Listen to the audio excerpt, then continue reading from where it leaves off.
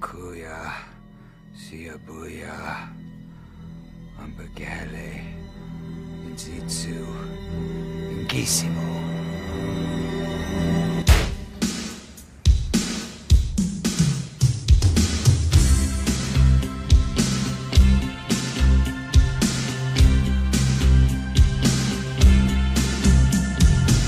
What's up, everybody? Welcome back to another exciting episode of Two Corys Forever. We are deep in the spooky season.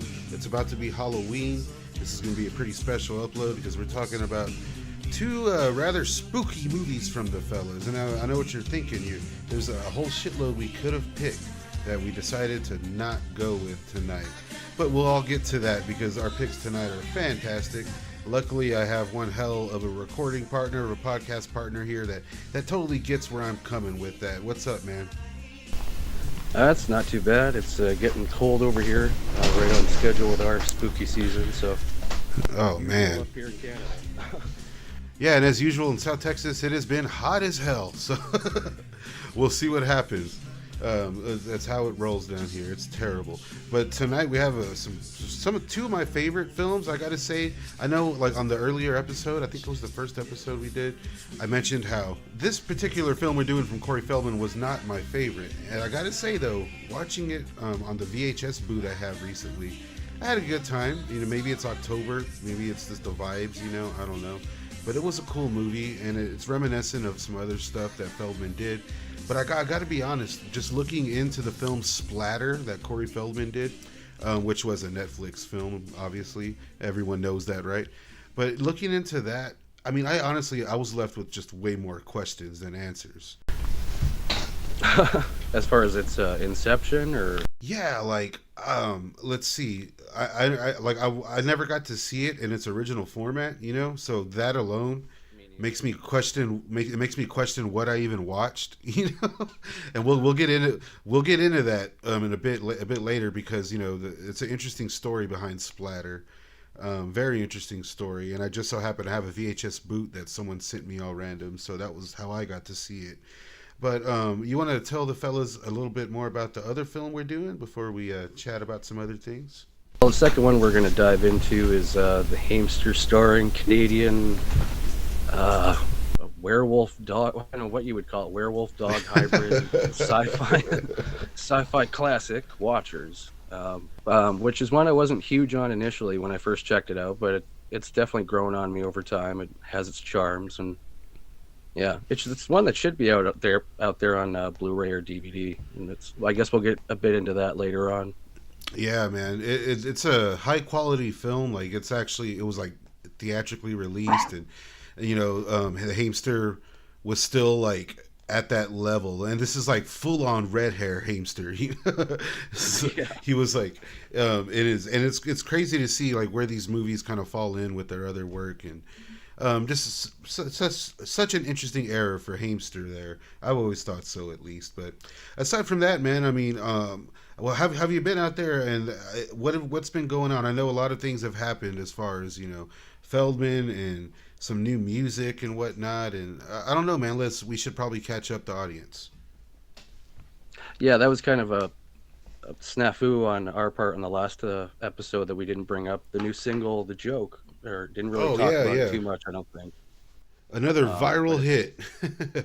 Yeah, he's got a new video out, directed by Fred Durst. It was just in time for the tour and kind of pump everybody up. And seeing it live was totally awesome because I did make it out to Loserville. That was the shit. That's right. And it was blazing hot, and you know, Feldman came out in the middle of the day. But luckily for me, you know, the legendary Jake Perry, he flew in, and I got to hang out with that guy. And he went backstage, and he brought me a pretty neat souvenir. I got one of Corey Feldman's tour shirts, like literally one of his shirts, one of his white V-necks. So I got that hung up with my collection. I got a Loserville shirt. It was awesome, man. It was a great time. I never thought I'd see Limp Bizkit, so that was very interesting. And the set was different. No, this marks my 5th time seeing Corey Feldman live, and this is the first time where he did like pretty much nothing but like more rocker stuff, which I guess he was trying to keep up with Limp Bizkit. So he kind of went out with that, and he didn't do really any of his dance stuff or more of his pop hits, which is what I was waiting for. but there was still a mix. It was cool, and the dude's just been so busy that whole time since then. So gotta hand it to him. Really, really leaving a mark out there. Yeah, it was great seeing the different videos popping up and all the different people discovering his music and stuff. And I know we were Yeah, talking on dude. the last episode about me having wanted to go to the Toronto show and money not being a thing, but it turns out half the band couldn't make it through the border, so it ended up being kind of a interesting Yeah. improvised show. Like, Yeah, that would have been so awesome, man. Damn it. That was very cool. It's and like no matter what the guy says, I know Feldman. I've heard him say it that he's not a fan of punk rock and it's not his thing. That guy is like pure punk rock, right? So he's as much as he channeling it, doesn't, man. Like, yeah, as much as he doesn't want to admit it, that guy is like full on, and I champion him for it. Shit. Let's get into Watchers, right? That's going to be a cool one. A happy Halloween, everybody. We're trying to get in the spooky mood tonight. This is what Dean Koontz. It's a Dean Koontz adaptation. oh yeah, I guess adaptation in big quotation marks from what I've heard from people who've actually read the book. But I guess we'll read the back of the box here. This artwork, I always remember it in the video store as a kid, Yeah, um, me too. and it always grabbed me. But I'd never seen it until I think last year. Um, Oh wow. but but the back of the box, we got they were created in a top secret government laboratory, enhanced by genetic masterminds, given superior intelligence, and bred to be the perfect weapons. Now they are on the loose. From the pages of D.R. Kuntz's best-selling thriller, Watchers explodes onto the screen with relentless fury, more terrifying than any nightmare. Corey Haim of The Lost Boys stars as Travis Cornell, who befriends a magnificent golden retriever. Little does he know that this extraordinary dog is about to lead him on the most bizarre and terrifying adventure of his life. It's known that Bannadyne has conducted classified biological research for the National Security Organization. Any reason for our viewers to be concerned? None whatsoever. Although the research animals which were kept here have been destroyed, absolutely no toxic elements have been released into Who escaped? GH3 The dog. and one of the Oxcoms Are the Oxcom and the dog still telepathically linked? on a biofrequency that only the Oxcom can receive. It sells me on it because I love these like dog movies from back in the day. They're my favorites, and which also this puts Hamster in like another genre that he did on his own that Feldman never touched, like the dog movie. Like, Yeah, the boy and his dog. Yeah, genre. like it happened. He got a part in that, man, and it's a one hell of a role like for the golden retriever. That's what if I rewatch the movie ever, like I rewatched it the other night. And I like the film. Don't get me wrong. I like Hamster's performance, but it's all about that dog, man. It's all about the dog. Einstein. Well, it's was just his like name. it's always great to like it's just great chemistry between him and the dog too. Where you're It like, really I is. kind of- Yeah. That's why I was kind of down on it initially, thinking like, oh, it's going to be him and this dog. But then that's some of the best stuff in the movie for me is just him talking to the dog and their interactions. Oh, I love it. Yeah, and you can tell he's a dog lover too. It's just it's so natural. And damn, some of the press photos they took for this movie, they crack me up because it's just the dog's so proper and like trained and taking these photos with Corey Haim. It's hilarious, man. I love it. And aside from the dog, we have another Haim regular and Lala Sloatman. She cannot be denied. You know what I mean? Yeah, she's been in a couple, right? From what I Yeah. understand, Haim actually got the offer for Watchers while they were filming Dream a Little Dream. So I guess Oh, that okay. points even more to Dream a Yeah. Little Dream's production issues, because that one came out, I think, after Watchers did. Yeah, I believe so. Yeah, you're right. Yeah, I never put that together. But yeah, he seems to have really wanted Lala as the woman or the girl in pretty much every movie he was doing around that time. I feel like he was like, hey, I got the That's what I perfect found, too, perfect yeah. actress. Yeah, so it's like it's cool that he was trying to throw her a bone, pardon the pun, with the dog. But it was cool that she was in the film. She does her part, and it is just kind of an odd movie. It's like kind of a weird, mean-spirited vibe to it. Like, what's his name? Yeah. Michael Ironside is Michael just like Ironside. off, you motherfucker. He's just killing people. and it's like, oh god, this movie keeps the tone is everywhere. And then like it doesn't really live up, I feel like, because like you were saying, this is a werewolf, is it a dog wolf, what's happening here? It's a What exactly is the deal? yeah, they kind of fibbed on the design. Like if you're asking me, I believe in my review on the channel, I referred to him as a werewolf from Planet Beepy or something like that. I forgot what I said. That's pretty accurate, yeah. Yeah, it was like something like that, and it's like, but it's not even really, like I said, all these things, all these like amateur kind of vibes, they're wrapped around like a pretty, what looks like a big production, a pretty decent sized production. That's all kind of held together by Hamster and this dog. It's such an interesting film, and I've always said like this could have been a Two Corys movie. All they had to do was get Corey Feldman to voice the dog. To voice the dog, yeah. That would have definitely been would have perfect. flip-flopped the tone a bit, but yeah, I would have watched it. Yeah. It would have been a Two Corys movie still, you know, and it seems like the finger was on the pulse there. Like I saw that Jason Priestley's in it, which I totally forgot. A very known Jason Priestley. Things. Yeah, and I'm a big fan of Jason Priestley. I've always dug that guy. I wish he did more shit.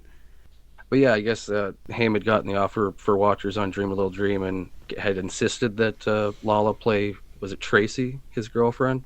Yeah. So she was kind of thrown in, and like in interviews that I've found with her, she looks back on it kind of, well, she's not a fan of her performance. She's always looking down on her performances for some reason. I noticed that. Yeah. But I thought she's fine in the movie. Like, it must be that Zappa blood, you know. It's just like she's always doubting herself. So like critical. Yeah, I don't know. Yeah, and like you said, it is very, very extremely loosely based on the novel. I tried reading the novel and I thought it was pretty boring, but I think it's because I'm just used to the movie and it's such a drastic change in characters and whatnot. Like they all they really kept was, you know, the testing on the animals and the creature kind of thing, and I don't know, and I know there's no reason to really talk about the sequels because, you know, Hamster wasn't in them, but part 2 does follow the storyline a little bit closer from what I've heard, because I like I said, I haven't read the full book, but part 2 is actually pretty fun as well. It's a shame that they didn't keep Hamster in mind, because, you know, it's direct to DVD or direct to video stuff is exactly where he wound up, you know, and this would have been right up his alley. Especially it was with right Corman. at the beginning of that era for him. Yeah, totally, man, and especially with Corman producing them, the sequels at least. Like it would have tied in nicely with tonight's feature with Splatter, you know. Yeah. I was interested to find out that the original screenplay was written by Paul Haggis. I had no idea, and like that dude wrote a bunch. Yeah, he wrote a bunch of horror stuff back in the day. I know that. He had his hands on all kinds of shit. And it's to see that, you know, I think he took a pseudonym and he wasn't really down with any of this shit or whatever, any of the actual rewrites or anything like that. And that is interesting. Like if I ever wanted to look up something like a script from any of these films, I would love to read Paul Haggis's version of this. I say we make a stand right here, right now.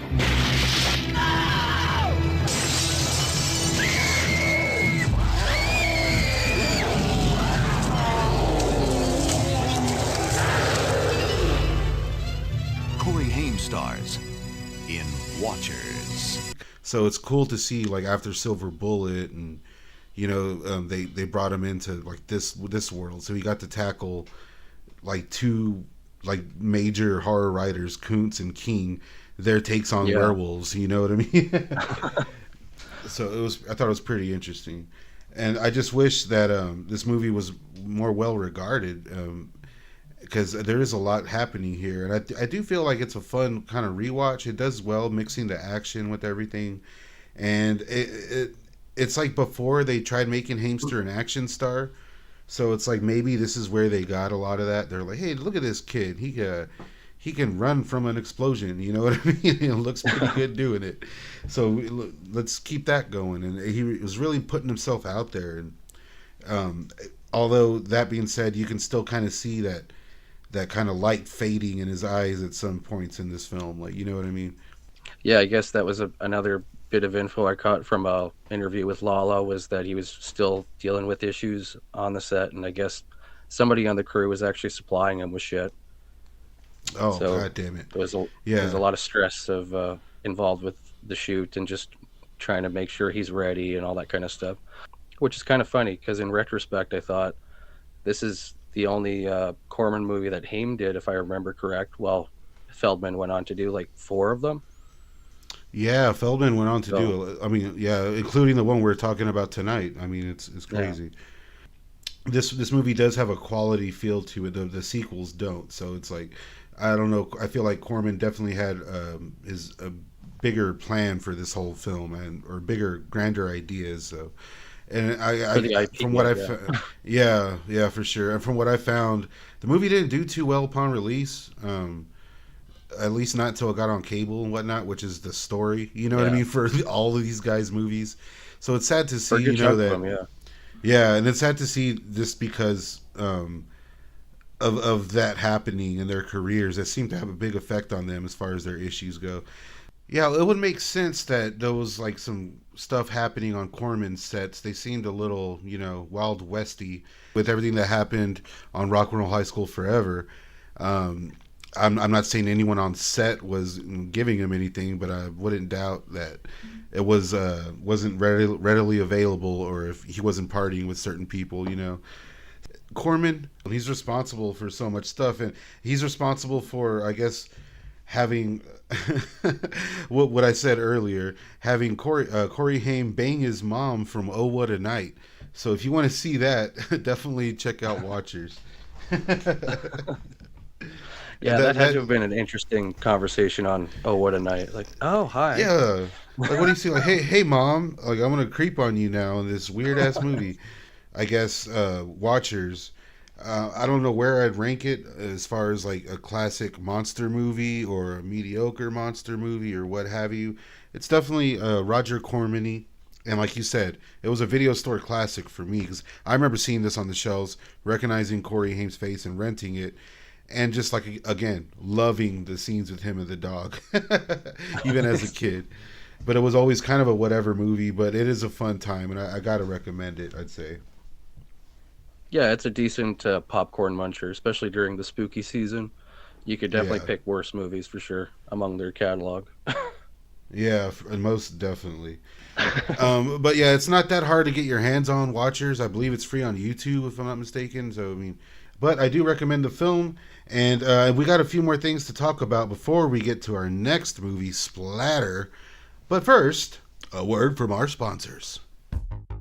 All right, I'm just going to be straight up with you guys. If you have not gotten your stickers from PartyWave Stickers yet, what the hell is wrong with you? No reason to go to, the big online sticker company. They don't care. No reason to go to Mr. Jackass up the road with a printer. He doesn't care either. You know who cares? PartyWaveStickers.com. Your one-stop shop for anything sticky. I'm telling you, these are quality stickers, man.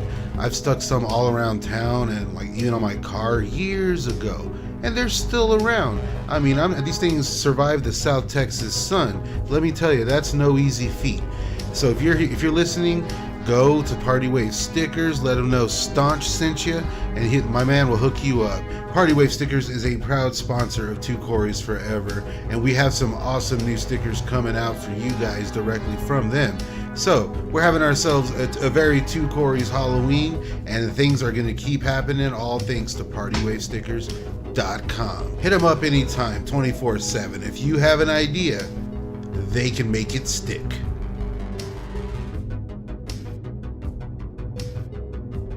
Yeah, it's funny, if everyone out there follows Two Corys Forever on Facebook, I know you're the one that runs that, and we're also on Instagram now as well.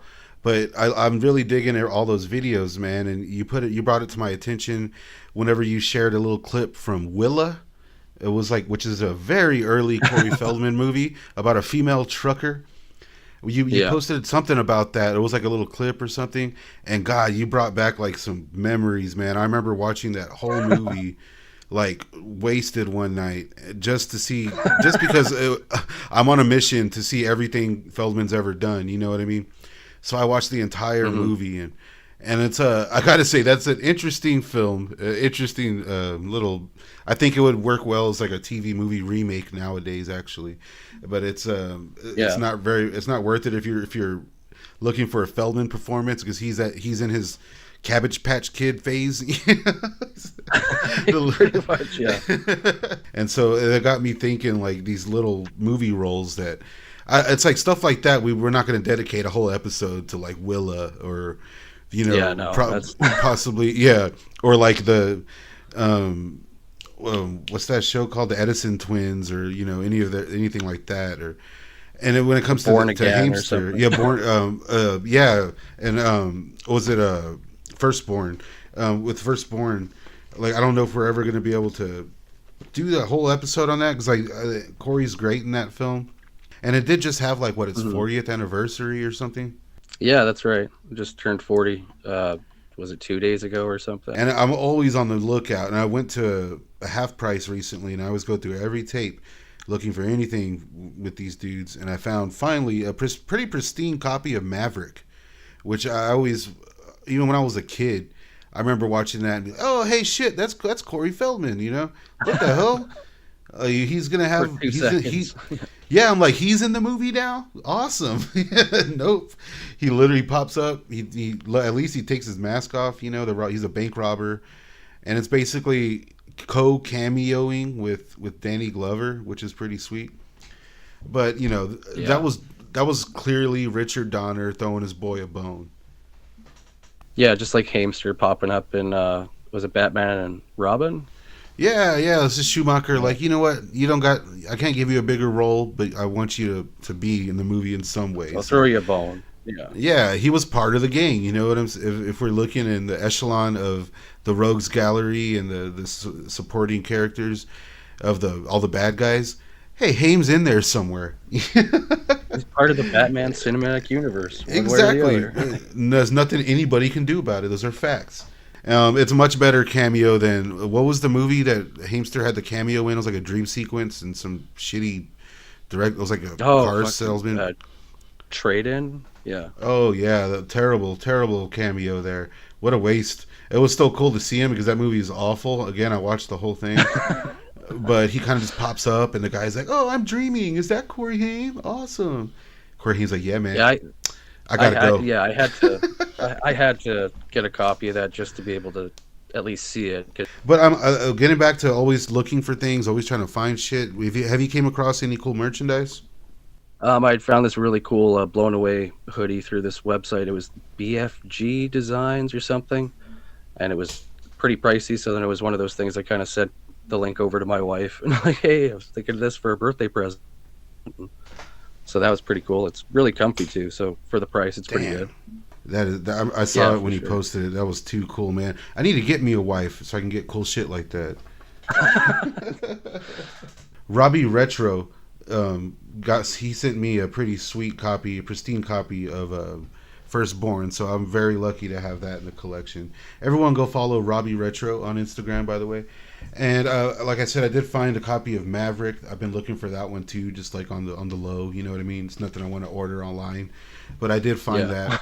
But one thing I did finally get my hands on was the German, I guess it's a 4K or Blu-ray, whatever, of the media book of Evil Obsession, and so that thing is pretty sweet.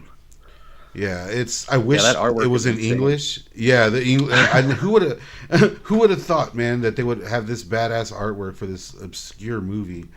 So like, I'm not set up to even watch it. So eventually I'll get the proper player or whatever region I got to do. And it wasn't too pricey. It was like $35, but considering that I can't read any of the awesome booklet or anything, it's pretty strange.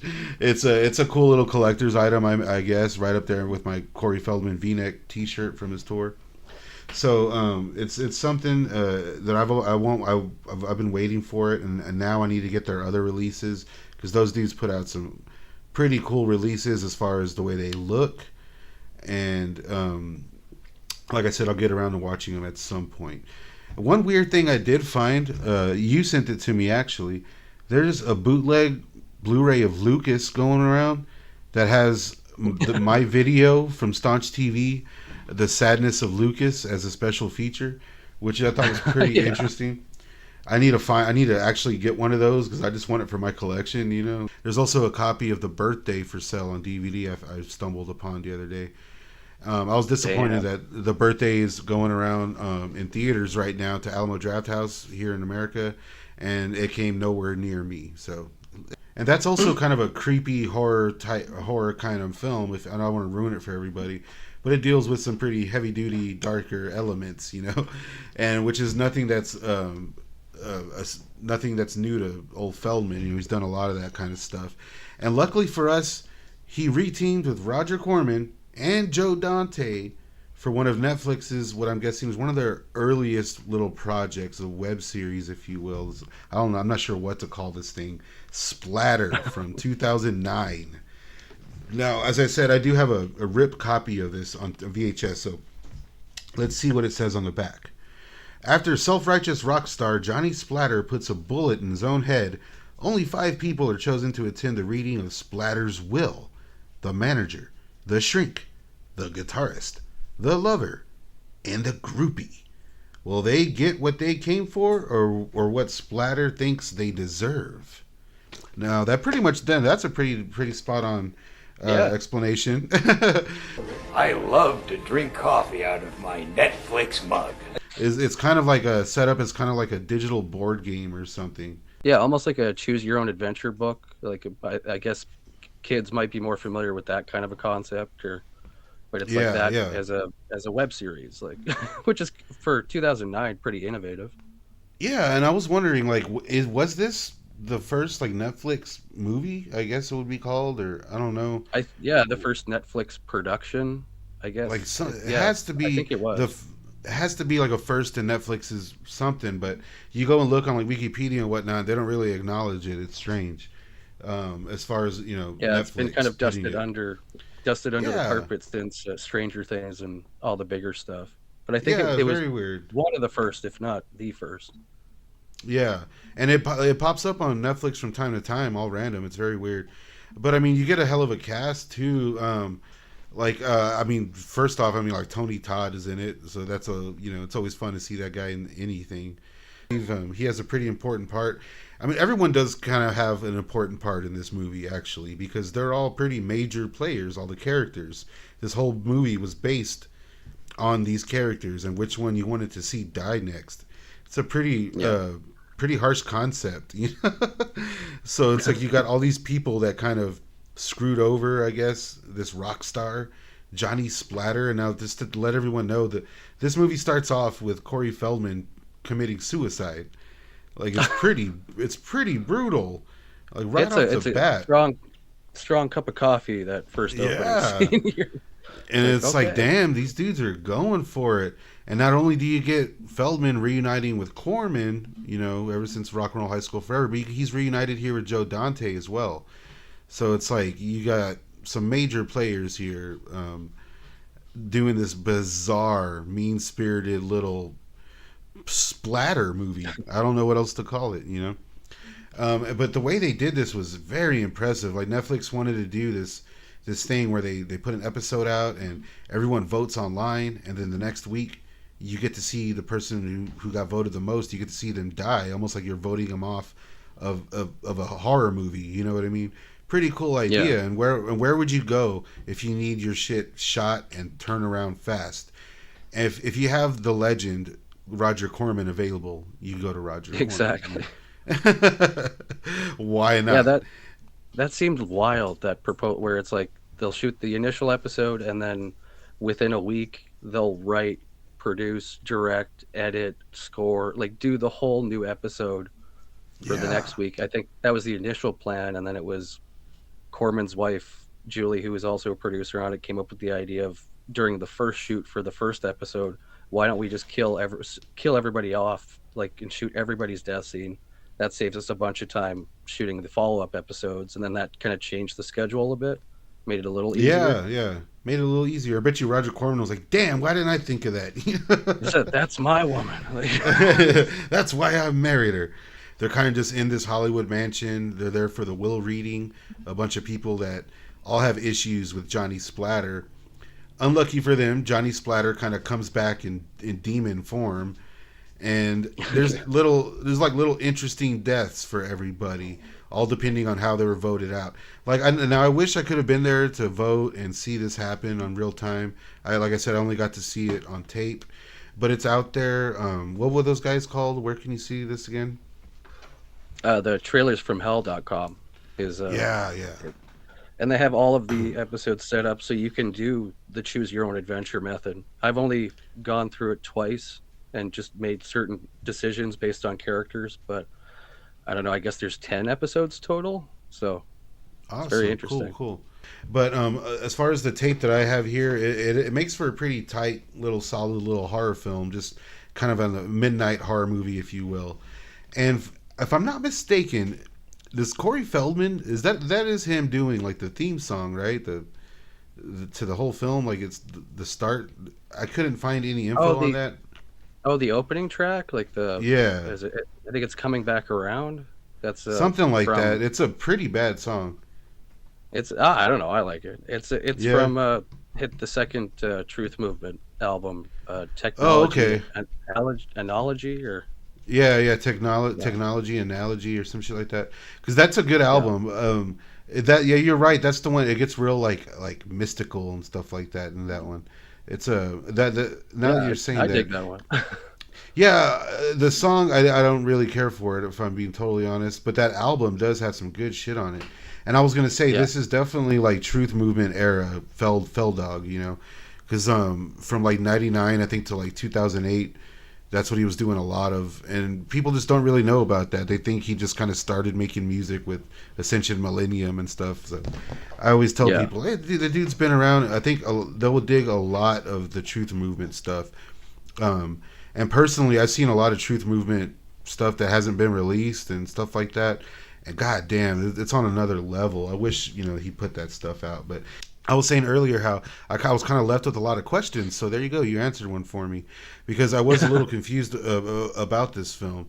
And I don't know, Joe Dante, I get that he did some classic movies, but he also kind of always seemed to unabashedly like love schlock. You know what I mean? Yeah. Like that was always kind of his thing. Like being a movie brat director of that era and being more into like the B movies and monster stuff. Yeah. Exactly, like with Matinee and shit like that. It's not always like these big productions. The guy would have worked out well, like in the William Castle era or something like that. Like it all he would have. He definitely feels like that kind of a filmmaker. Yeah, for sure. And so teamed up with Corman, and then with Feldman. I mean, come on. How can you go wrong? And so finally sitting through Splatter and taking it for what it was, I was like, okay, I can dig this. And one thing I thought was kind of interesting is this isn't really the first time Feldman has done like the possessed rock star kind of storyline and whatnot, because there was that weird episode of that show Dark Realm. It was like the Eric Roberts hosted anthology series where there's like an episode where Feldman and he's like I think he's like a waiter or something, and there's this rock star who I guess has a deal with the devil. It's like one of the guys from Def Leppard or something. And he gets in, Feldman goes and he gets the guitar. Some shit happens. I kind of forget the plot of that. You can check out my Corey Feldman on television video. I'll link that at the end of this or wherever we're posting this, because I cover it more in depth there. But it's like, it was cool to see like Feldman come back to that. I was like, oh, Johnny Splatter. It's like, this is like a Dark Realm episode too. So I don't know if anyone even knows about Dark Realm anymore. I'm not familiar, so I definitely got to check that one out. Oh yeah, definitely check that episode out. It's pretty sweet.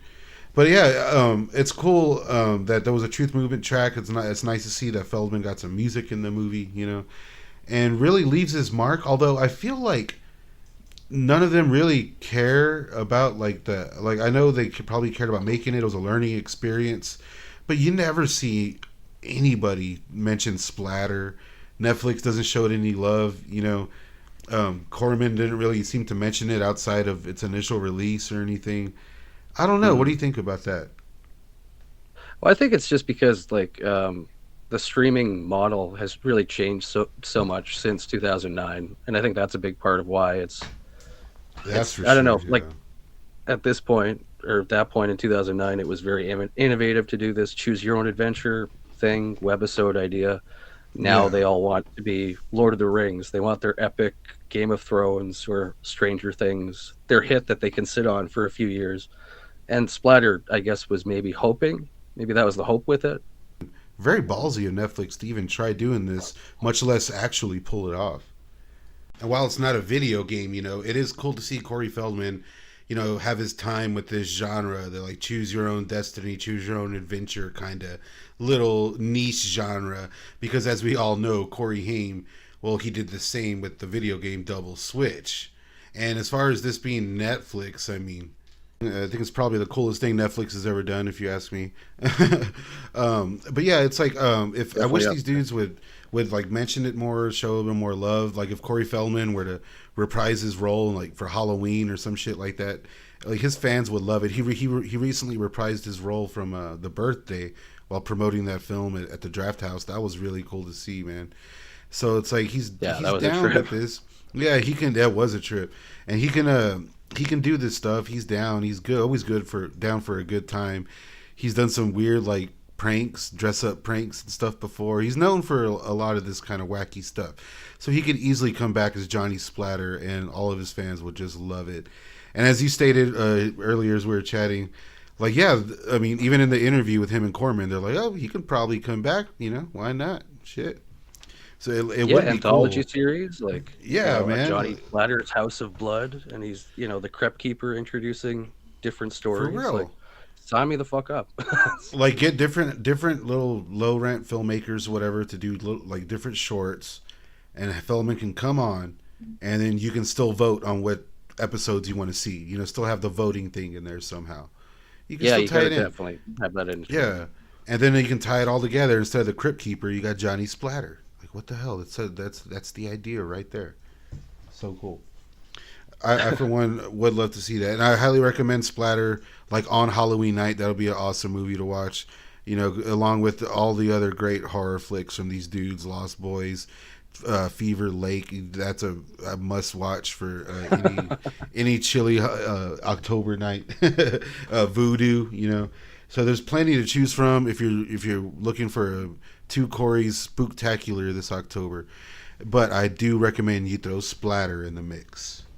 Absolutely, it's definitely a good time, and with that choose your own adventure aspect, if you're on the website, it's a fun time. Have some drinks with some friends and hang out with Johnny Splatter.